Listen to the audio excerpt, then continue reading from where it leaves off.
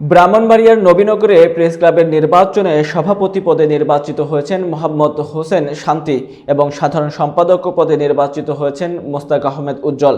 বিস্তারিত থাকছে শেখ মিহাদের প্রতিবেদনে। এই নির্বাচনে 4টি পদে 30 জন ভোটারের অংশগ্রহণে ভোট গ্রহণ অনুষ্ঠিত হয়।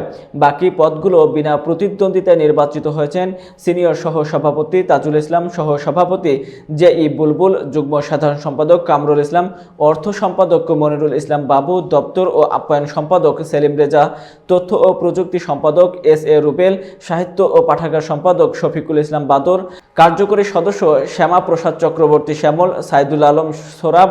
নবনির্বাচিত সভাপতি মোহাম্মদ হোসেন শান্তি জানান, তিনি সকলের দোয়া ও ভালোবাসায় এবং সাংবাদিকদের সহযোগিতায় নির্বাচিত হয়েছেন। সাধারণ সম্পাদক মোস্তাক আহমেদ উজ্জ্বল জানান, তিনি এত ভোটের ব্যবধানে জয়ী হবেন তা ভাবেননি এবং ৭০% ভোটে জয়ী হওয়ার জন্য সকলকে ধন্যবাদ জানান। নির্বাচন উপলক্ষে উপজেলা নির্বাহী কর্মকর্তা রাজীব চৌধুরী, নবীনগর থানার ভারপ্রাপ্ত কর্মকর্তা আব্দুর রাজ্জাক সহ বিভিন্ন সাংবাদিক সংগঠনের সদস্যরা উপস্থিত ছিলেন।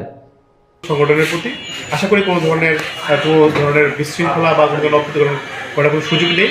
তারপরে আমরা একটি নির্বাচন প্রক্রিয়া যা যা করা দরকার সকল ধরনের প্রক্রিয়া আমরা গ্রহণ করেছি। আইন শৃঙ্খলা বাহিনীর সদস্য রয়েছে।